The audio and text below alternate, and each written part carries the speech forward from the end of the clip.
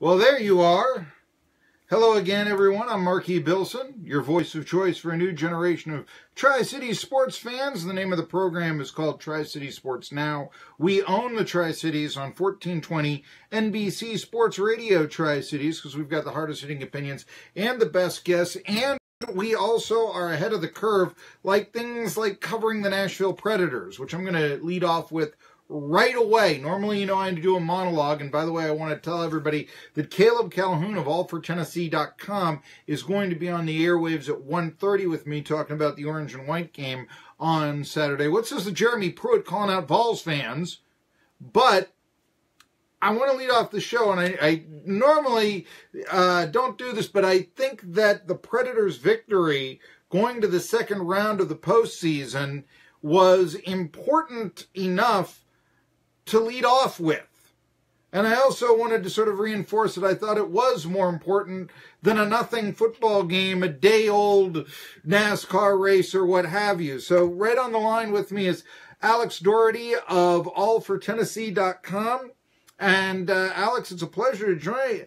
5-0 Predators. To me, this was their best game of the series, and to do it after a disappointing loss on Friday night at home, to do it in Colorado, really impressed me, as if the team was going to be, let's take this series over and prove we are for real. What did you get from the 5-0 victory last night?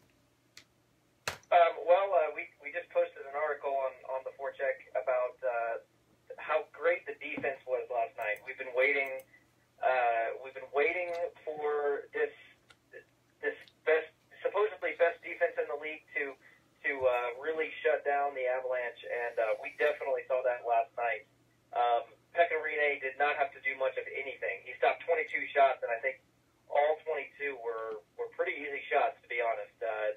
In hockey, much like in basketball, you really want to own the paint, so to speak. You want to be very clean inside the zone, and anything close to the basket / goal is really important to protect. And that's what the Predators did. All of the shots from the Avalanche came from way outside. They were low danger shots, and the Predators owned it. And then on the other end, they were getting all kinds of dangerous shots on the Avalanche, scoring 5-0 in a 5-0 win, getting 5 goals, and then also shutting out the Avalanche's. But both sides of the scoreline are very impressive. So they're moving on. Well, you mentioned that Rinne didn't have that many shots to stop, just 22, and they were nothing that he had to stand on his head for. Meanwhile, I saw the Predators getting Colorado's goaltender out of position to score the 1 rebound goal. You know what I'm talking about, to make it 2-0. But I want to stick with that blue line comment you made. This was the first game in which a defenseman scored a goal for the Nashville Predators in this playoff series. How big do you think that was as the Predators move forward to the second round to play Winnipeg? I think that was a huge part of this, and especially being the first goal. This whole series, we've been waiting for the blue line, the Preds defense to actually score and get on the score sheet, because the way the Avalanche play, they really wait for you to pitch down into the zone and then counterattack and play that transition game, and they've been able to get away with it because the defense has not been all that dangerous. Well, as soon as Ekholm scored that goal, and by the way, he had all kinds of time to score on that goal. That completely changed the way that the Avalanche could play, and that's a great observation on your part. Andrew Hammond, while he had a great game 5, he was all over the place in that game 6. I mean, he was playing very aggressive, trying to stop shots that he had no business stopping, and then leaving the backside wide open. You see this a lot with goalies who are trying too hard to carry the game. He didn't look very comfortable. He was all over the place. The Predators they had everything on him, and then he lets in a couple of really pretty weak goals on top of that. So he did not have a good game. So that was a huge part of it. At the end, yeah, I thought at that point, it reminded me a little bit of when it's 5-0 and you're being eliminated in the other building. By the way, that is, absolutely horrible to go through if you're an Avalanche fan, because you don't know what to do. You know, do you leave early because then you're not going to see the team anymore, but you know they're going to lose and it's painful. I mean, it really is something that if you are a Predators fan, you enjoy, but with the Avalanche, I mean, it really is sticking the knife into the gut so much. But I want to, you mentioned the soft goal you allowed. Forsberg's goal, though, Philip Forsberg in the second period to make it 3-0. I thought that was the clincher. And again, who does it come from on a breakaway? He eludes the defenseman for the shot and such. Who would you say right now for the Smythe Trophy, playoff MVP? Would you go is up there with Philip Forsberg? Because I think he's got to be a leading candidate. Well, obviously it's a long way away. I think Philip Forsberg has been the most game-changing player in terms of transforming a game that's up in the air into a win for the Predators. Sure. Philip Forsberg has been that player. I would agree that his goal early in the second period of that game made it 3-0, and that was definitely a game changer. But there's other guys like who have contributed to this team. Austin Watson is a huge one. He's got 7 points in 6 games for the Predators, and sure. He has done it all. I mean, he plays on the penalty kill. He blocks shots. He scores goals. His line has been pretty much, for the most part, in charge of shutting down the opposing top line, and he's done that. So I would probably, obviously long ways away, but Forsberg probably has the nod in that category, but Austin Watson would be right there as well. Well, Watson and Forsberg both have 4 goals, Alex Daugherty of OnTheForecheck.com. However, I do think historically with the Smythe Trophy, it's been given a lot of times to the Stars. And I know the last time we spoke, I said, boy, Philip Forsberg seems really underappreciated. You said, well, not here in Nashville, but, Forsberg is a little bit higher profile, first-line guy in Watson than Watson and such. When you look back at this series, though, what are some of the most, I find Forsberg's play to be the most memorable. What do you find to be the most memorable about this series, Alex Daugherty? Well, I think it was a good first test for the Predators because they knew exactly what Avalanche had on their team. They knew that they had basically one incredible line. They had a Hart Trophy candidate in Nathan MacKinnon, and they still kind of came out and did not know how to prepare for that speed. Going forward, the Winnipeg Jets have speed in different areas, so they have a lot of, whereas as opposed to just one guy that can control a game, they have about 4 or 5 guys, not of Nathan MacKinnon's variety, but 4 or 5 guys that have different skills equal to that. So they have a guy with a world-class shot and Patrick Laine. They've got Nikolai Ehlers, who has world-class speed. They've got Mark Scheifele, who can play make. I mean, they've got a lot of really good players who can take over a game. So I think that what I take away from this series is the Predators need to properly assess what the opposing team can do and then match up a little bit better, because they did not do that in the first few games, and then definitely not Game 5. So they need to really understand exactly what they're going up against and prepare for it accordingly. I was surprised at how feisty the Avalanche were. I mean, this was a team that was viewed a lot to be one of the weaker teams in the postseason. And although maybe that showed in the 6th game, I mean, we can make that argument. But then again, they were down to their 3rd goalie. And, I mean, I was impressed with the fight. I mean, obviously, 3rd period of the first game, didn't quite see it maybe. But, yeah, I think that it was a good test for the Predators. And you mentioned the speed of the Jets. A lot of people are talking about the speed of the Predators. I'm hearing a lot of people, neutral observers, say, boy, we did not realize how fast this team was and such. You mentioned match up better individually. Who do you think out there that's left in the playoffs can match up well with the Predators' speed? Can the Jets do it? Oh, for sure. I think the Jets are probably the most dangerous matchup for the Predators in the entire league. Really? Okay. Because of that speed. And by the way, they also have a Vezina Trophy candidate finalist rather, in Connor Hellebuck. I mean, they have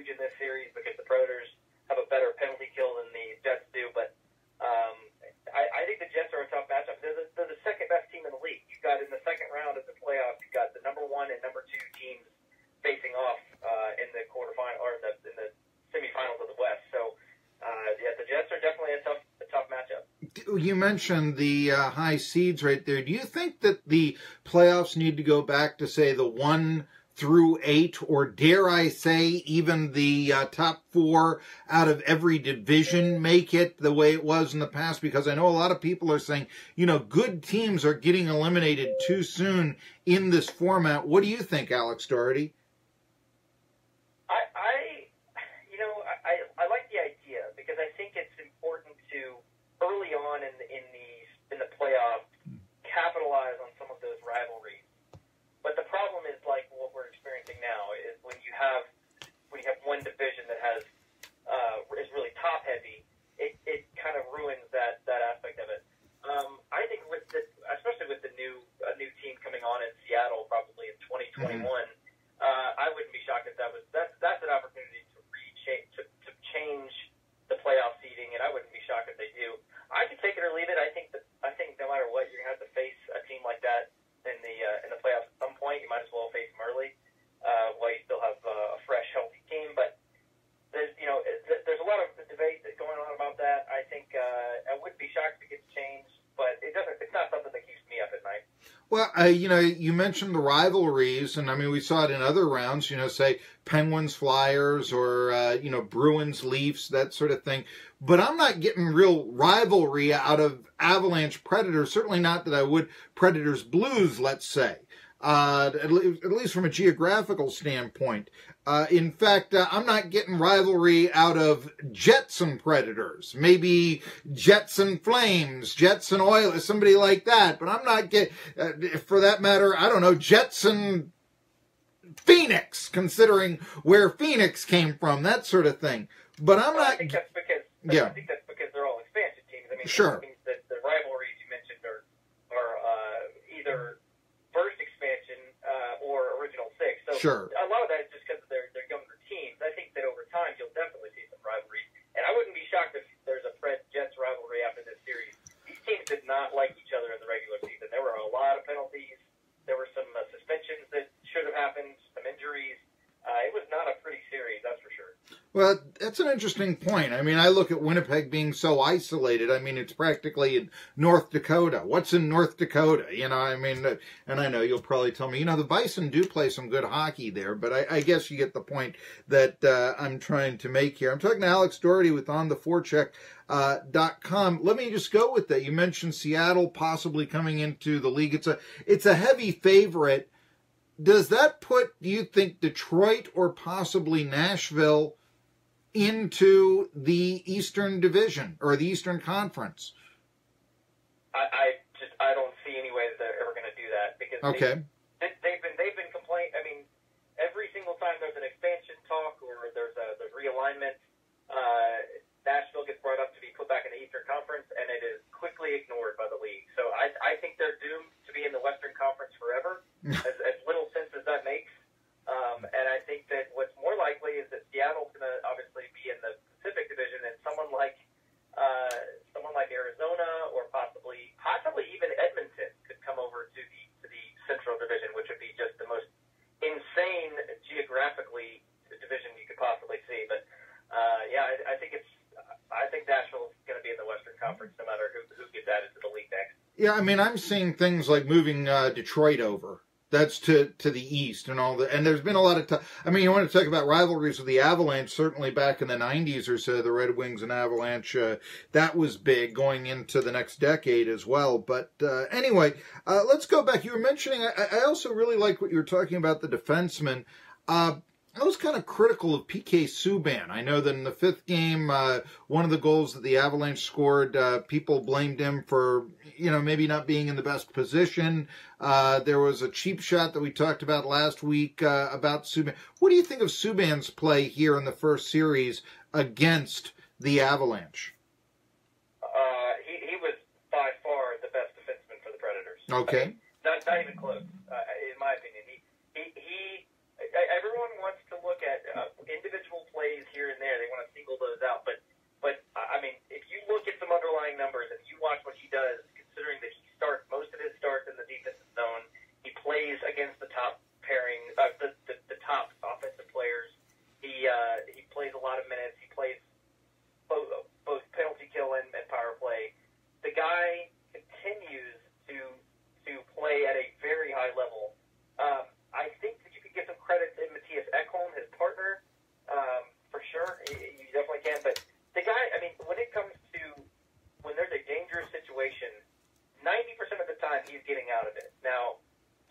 the time, sometimes it leads to a goal. But 90% of the time, he's getting out of those dangerous situations with his skill and his strength. I mean, I just don't think he gets nearly enough credit for what he does. He's a Norris Trophy finalist for a reason, and I think that you've seen that. He didn't score a goal. I think he got a couple points, maybe a couple assists, actually 3 assists.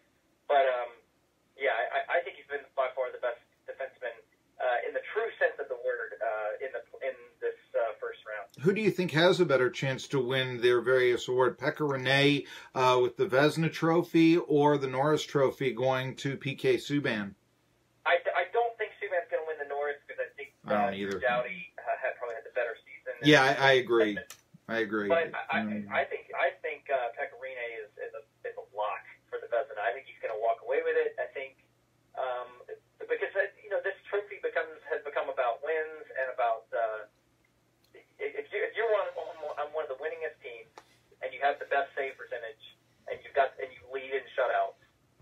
If you look at the Vezina finalists or the Vezina winners over the last 20 years, it's pretty much that. It's that category. If you have the wins, you've got the save percentage, and you've got the shutouts. And Pekka Rinne has all those. He's a couple shy on the wins, but I think he'll win out. And also I think because of the pace at which he finished, I think he finished so strong that he will come away with the Vezina Trophy this year. Well, I know they haven't set the dates yet, but what are your thoughts on the series with the Jets? You've alluded to that with the speed that they match up with, the good goalkeepers. Are you ready to make a prediction, Alex Daugherty of OnTheForecheck.com? Well, I'm going to stick with my original prediction we made before the playoffs began. I said that the Preds would win in 6 against Colorado. I was right about that. All right. I was doubting it for a while, but I got that one right. I think that this one goes the distance. I think this is going to go to 7, and I think that the Preds win in 7. Is this going to be a Penguins Predators rematch in the finals? It's very possible. I think that obviously the Predators would have to get by the toughest team in the West, in the Jets, and then have to face the winner of Vegas and San Jose, which would be no easy task either. But the Penguins just demolished the Flyers and look like they're just ready to go. Now, I think if Evgeny Malkin is injured, we'll have to see where that goes. But that team looks pretty much ready to go for the 3 in a row Cup wins. He's not the only guy that's been hurt, and it's just like Jake Gensel comes up with 4 goals over in Pittsburgh, or I guess in Philly for the Penguins. But yeah, this is why I'm watching the NHL every night. It's why I'm going to be there watching, can the Capitals get the monkey off their back and beat the Blue Jackets? What with their coach guaranteeing victories and being Joe Namath, the Columbus coach. It's all very exciting, and that's why we like talking to you, Alex Daugherty of OnTheForecheck.com. You know I'm going to be calling you back come the second round and as the Jet Series advances. Great to talk with you. The orange and white game was this weekend. Did Jeremy Pruitt really call out Tennessee fans when they came by the thousands to a meaningless scrimmage that probably isn't even going to have the starting quarterback of the team on it? Talk about that coming up when Tri-City Sports Now comes back.